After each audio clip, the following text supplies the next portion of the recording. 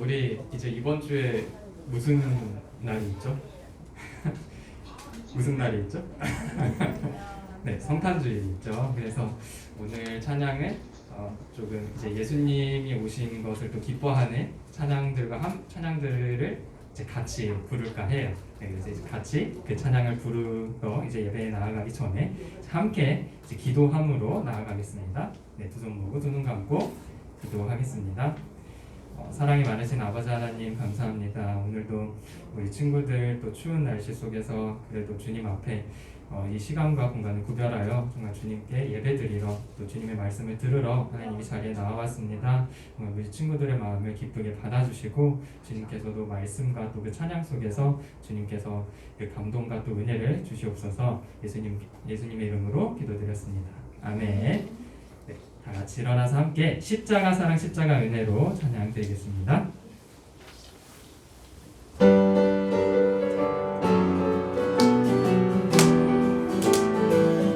십자가 사랑 십자가 사랑 십자가 은혜 우리를 향하신 하나님 사랑 십자가 사랑 십자가 은혜 우리를 구하신 생명의 사랑 그 사랑 나에게 그 사랑 너에게 그 사랑 우리에게 모두 그 은혜 나에게 그 은혜 너에게 그 은혜 우리에게 모두 십자가 사랑 십자가 사랑 십자가 은혜 우리를 향하신 하나님 사랑 십자가 사랑 십자가 은혜 우리를 구하신 생명의 사랑 그 사랑 나에게 그 사랑 너에게 그 사랑 우리에게 모두 그 은혜 나에게 그 은혜 너에게 그 은혜 우리에게 모두 기쁘다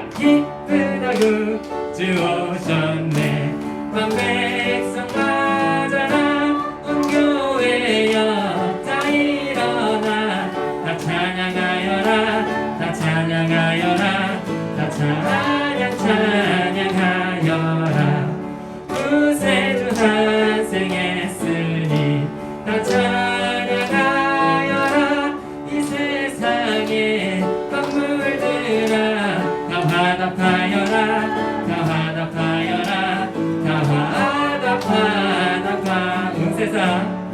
온 세상 죄를 사하러 주 예수 오셨네 죄와 슬픔 몰아내고 다 구원하시네 다 구원하시네 다 구원하시네 은혜와 진리 되신 주 나 주가 나시니 한국 백성 구주 앞에 다 경배하여라 다 경배하여라 다 경배하여라. 아멘. 자리에 앉아서 함께 귀한 예배로 찬양도 드리겠습니다.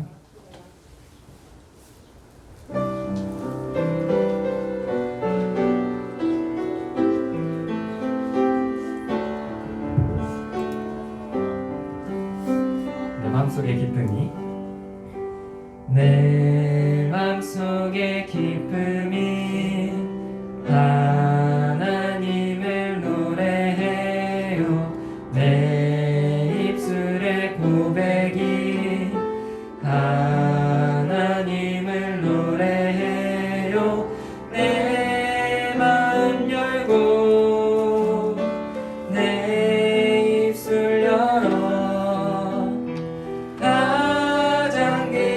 예배를 하나님께 드려요. 다시 한 번 더 고백하겠습니다.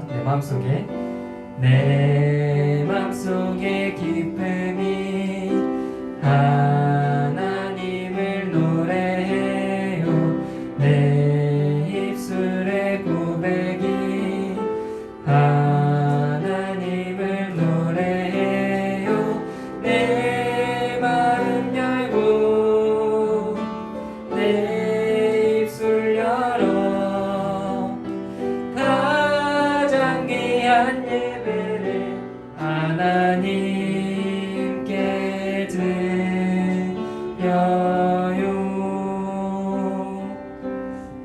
아멘.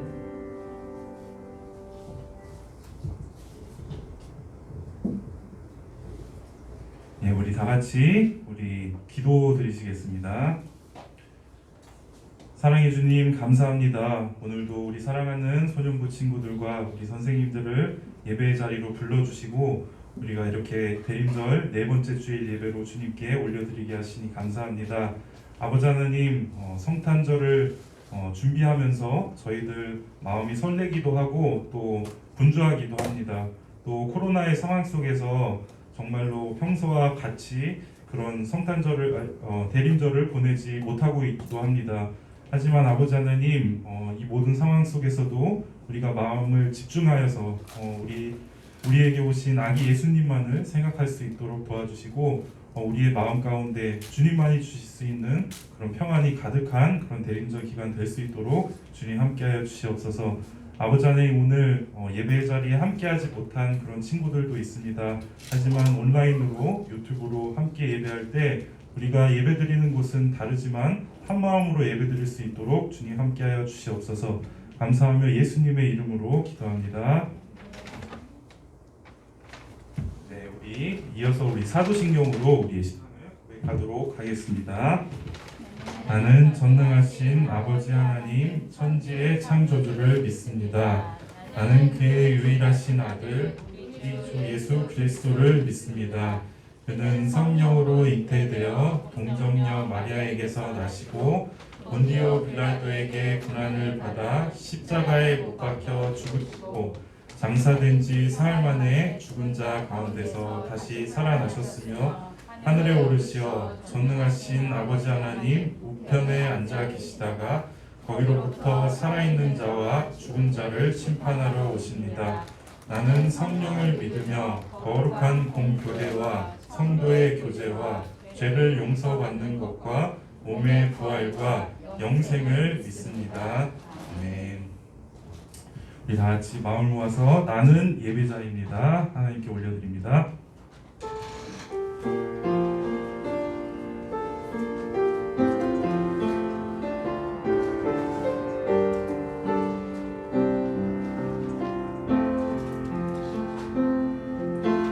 나는 하나님을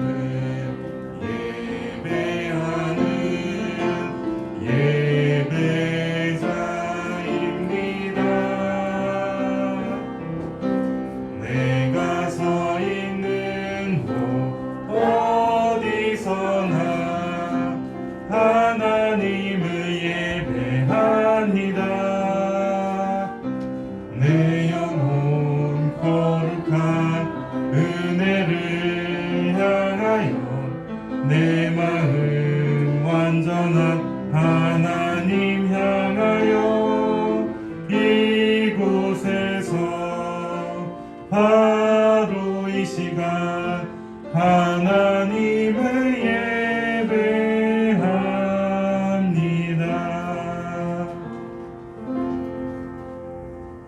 네, 이 시간은 전도사님이 선임부를 대표해서 기도하도록 하겠습니다.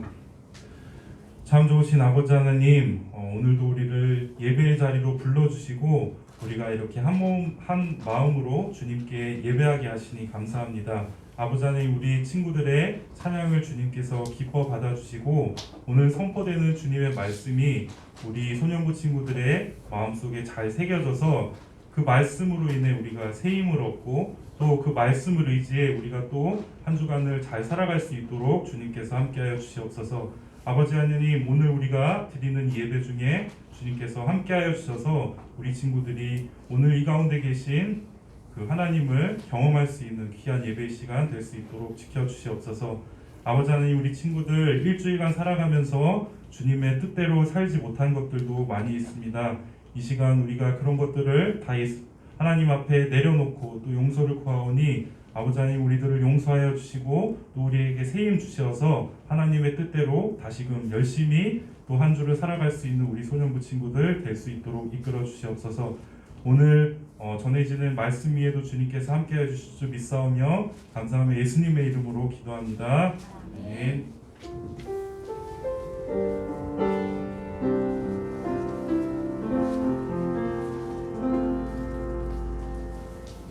네, 하나님께서 오늘 우리에게 주신 말씀은요, 요한계시록 5장 1절에서 5절까지 말씀입니다. 우리 한번 다 같이 성경을 펼쳐서 본문 말씀을 찾아보도록 할게요. 요한계시록 성경의 맨 뒤쪽에 있습니다.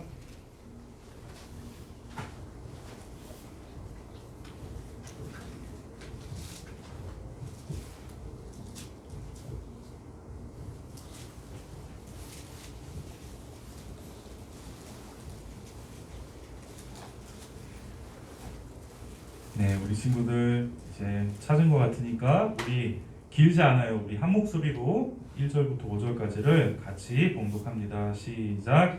내가 봄에 보좌에 앉으신 이의 오른손에 두루마기가 있으니 안팎으로 썼고 7인으로 봉하였더라. 또 봄에 힘있는 천사가 큰 음성으로 외치기를 누가 그 두루마기를 펴며 그 인을 떼기에 합당하냐 하니 하나 하늘 위에나 땅 위에나 땅 아래에 능히 그 두루마리를 펴거나 보거나 할 자가 없더라. 그 두루마리를 펴거나 보거나 하기에 합당한 자가 보이지 아니하기로 내가 크게 울었더니 장로 중에 한 사람이 내게 말하되 울지 말라. 유다 지파의 사자 다윗의 뿌리가 이겼으니 그 두루마리와 그 7인을 떼시리라 하더라. 아멘. 우리 이 시간 다 같이 봉헌 드리겠습니다.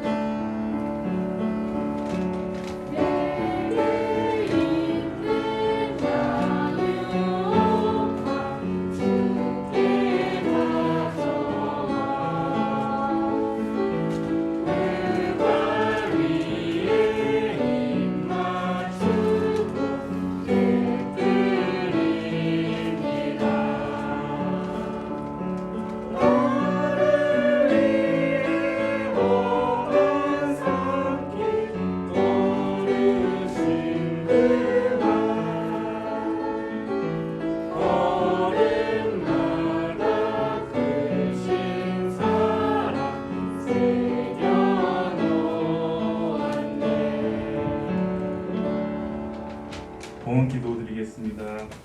사랑의 주님 감사합니다. 오늘도 우리가 이렇게 주님의 전에 나와서 한 마음으로 이렇게 주님께 예배 올려드립니다.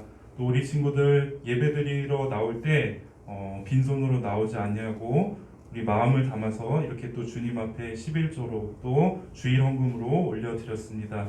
아버지 하나님 이 예물을 주님께서 기뻐 받으시고 이 예물에 많고 적음이 아니라 이 예물에 담긴 우리 친구들의 그 감사하는 마음을 주님께서 받아주시옵소서. 아버지 하나님 또 이 예물이 쓰이는 곳에 더 많은 친구들이 하나님의 사랑을 깨닫고 또 주님께로 돌아오는데 그런 일들에 이 헌금이 쓰일 수 있도록 주님 함께하여 주시옵소서. 감사하며 예수님의 이름으로 기도합니다. 아멘.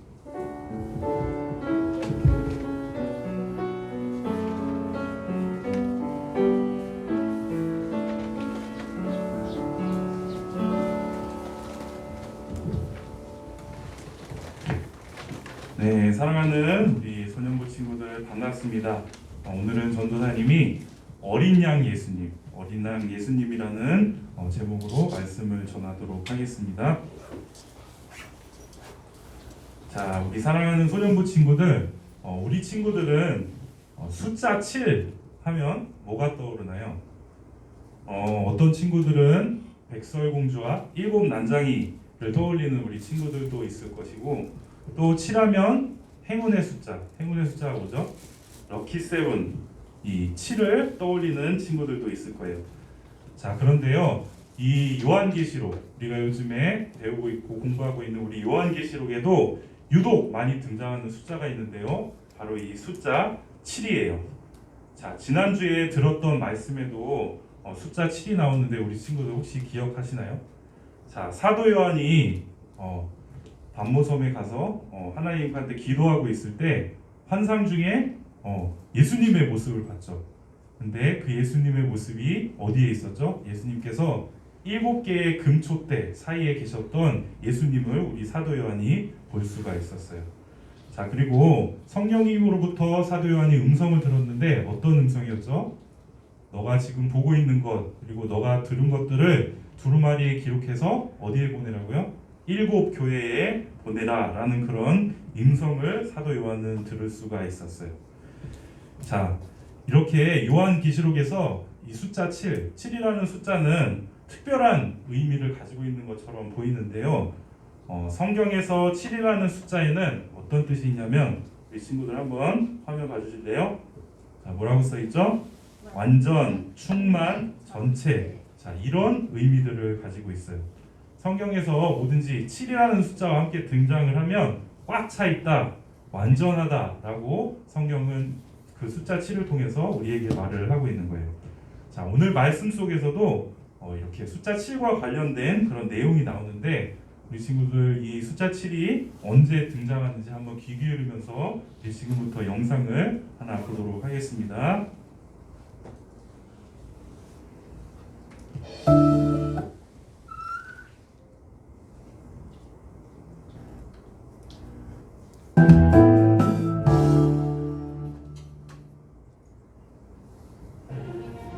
성령에 감동된 사도 요한은 하늘 보좌에 앉으신 하나님을 보았어요.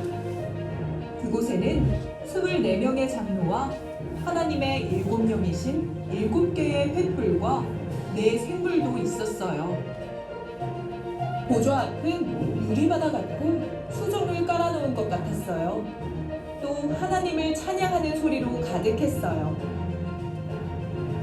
하나님께서 오른손에 드신 두루마리에는 안팎으로 글이 적혀있고 7 인으로 봉해져 있었어요. 두루마리를 펼 수 있는 분은 우리를 구원하신 어린 양 예수님 뿐이었어요. 두루마리에는 하나님께서 마지막 때에 이 세상에 행하실 계획, 즉 심판의 내용이 들어있었지요. 하나님께서는 온 세상을 심판하는 권세를 예수님에게 주셨어요. 그러자 4 생물과 24 장로가 새 노래로 예수님을 찬양했어요. 또 수천 수만의 천사들과 모든 피조물, 만물들도 찬양했어요. 보좌에 앉으신 분과 어린 양께서는 찬양과 존귀와 영광과 권능을 영원 무궁하도록 받으십시오. 네, 우리 친구들 여기까지입니다. 자, 네, 자, 우리 친구들이 영상에서 본 것처럼 사도 요한은 성령님의 감동으로 환상을 보게 되었어요. 이 환상 속에서 하늘에 있는 멋진 보좌가 보였고 그 보좌에는 누가 앉아 계셨을까요? 그 보좌에는 바로 하나님께서 앉아 계셨어요. 그리고 보좌에 앉아 계신 하나님은 어떤 모습이었냐면 멋진 왕과 같은 모습이었어요. 그런데 사도 요한이 그 모습을 조금 더 자세히 살펴보니까 하나님의 오른손에는 두루마기가 하나 들려 있었어요. 자, 그런데 이 두루마리에는 안팎으로 글씨가 적혀 있었고요. 7개의 도장, 여기에 숫자 7이 나오죠. 7개의 도장이 찍혀서 단단히 봉인되어 있는 그런 아주 특별한 두루마리였어요. 자, 이 두루마리를 봉인하는 도장이 7개나 찍혀 있다는 것은 이 두루마리 안에 있는 내용이 그만큼 중요하다는 그런 뜻을 가지고 있어요. 철저하고도 완전하게 감춰진 비밀 문서라는 그런 뜻을 가지고 있는 거예요. 자, 사실 두루마리에는 하나님께서 이 세상을 구원하시기 위해서 어떤 계획들을 가지고 계신지 그 내용이 적혀 있었어요. 사도 요한은 이 하나님의 계획들이 이루어지는 것을 꼭 보고 싶었던 그런 예수님의 제자이자 사도였어요. 자, 그런데 그 계획들을 보기 위해서는 두루마리를 열어서 그 내용을 살펴볼 수 있는 사람이 필요했어요.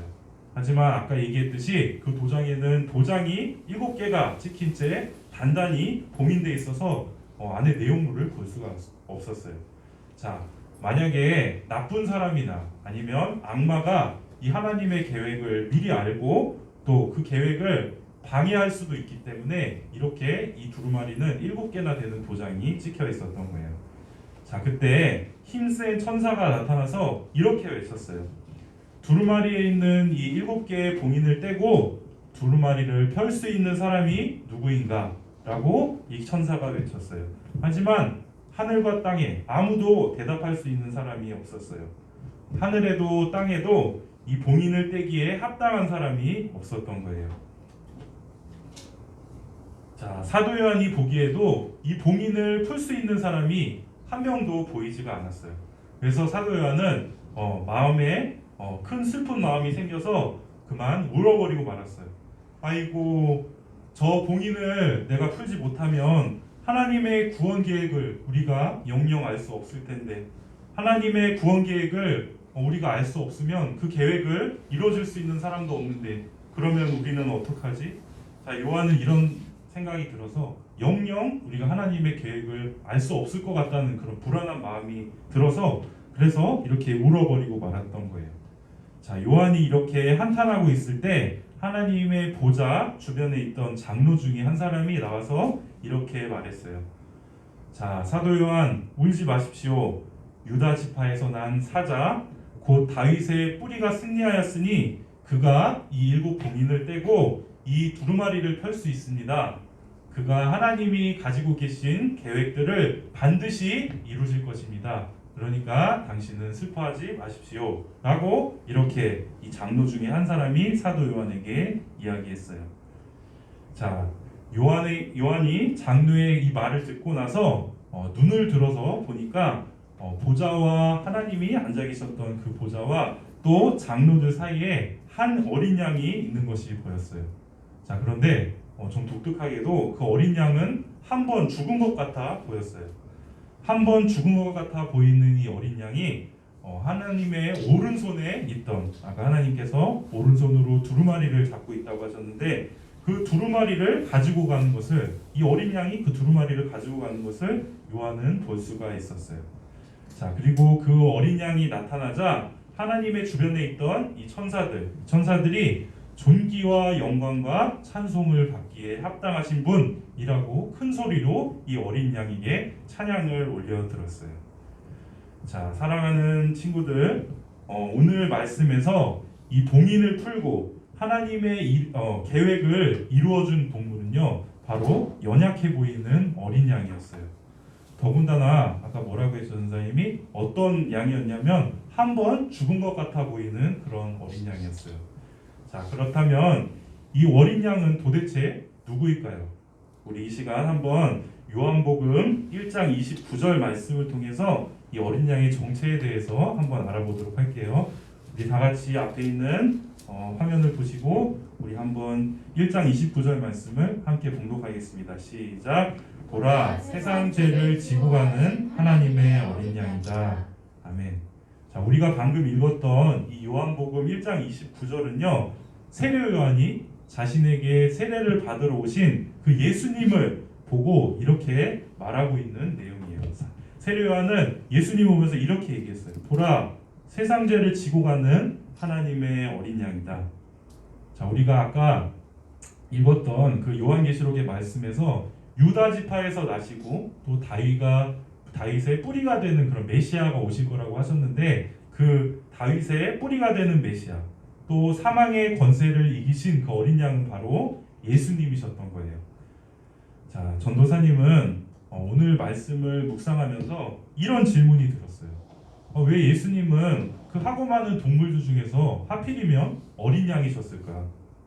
기왕이면 동물들 중에 동물의 왕인 그런 호랑이도 있을 테고, 아니면 정말로 이렇게 위풍당당한 모습인 그런 용의 모습도 있었을 텐데, 만약에 그런 동물로 예수님이 표현됐다면 좀 더 위엄도 있고 더 카리스마 있어 보였을 텐데 왜 하필이면 이렇게 연약해 보이는 어린 양이었을까? 그런 질문이 들었어요.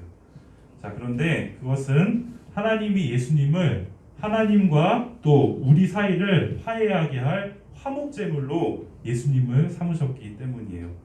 자, 우리 전도사님이 몇 주 전에 우리 친구들한테 가르쳐줬던 것처럼 구약 시대 사람들이 어떻게 죄를 지으면 어떻게 했죠? 어린 양을 잡아다가 그 어린 양에 자기가 지었던 죄를 전가해서 어떻게 했어요? 하나님께 제사를 올려드림으로 자기의 그 가지고 있던 모든 죄를 속량을 받았어요. 자, 이렇게 구약 시대 사람들이 어린 양을 바쳐서 하나님께 제사를 드렸듯이 하나님께서는 이 예수님을 그 제물로 바치셔서 우리를 구원해 주신 거예요. 예수님께서는 세상에 있는 그런 죄들뿐만 아니라 여기에서 예배드리고 있는 우리 친구들 그리고 전도사님의 죄까지 포함해서 모두의 죄를 용서해 주시기 위해서 이 예수님을 화목제물로 바치셨고 그렇게 하나님의 구원 역사를 이루어 주셨던 거예요. 자, 그런데 여러분, 여러분들이 기억하셔야 될 게 뭐냐면요, 이 어린 양은 우리가 겉으로 보기에는 굉장히 연약해 보이지만 실제로는 절대로 연약하지가 않다는 사실이에요. 두루마리에 박혀있던 7개의 도장, 그 7개의 인을 떼어서 하나님의 계획을 알 수 있고 또 그 계획을 온전하게 이룰 수 있는 유일한 존재가 바로 이 어린 양이기 때문이에요.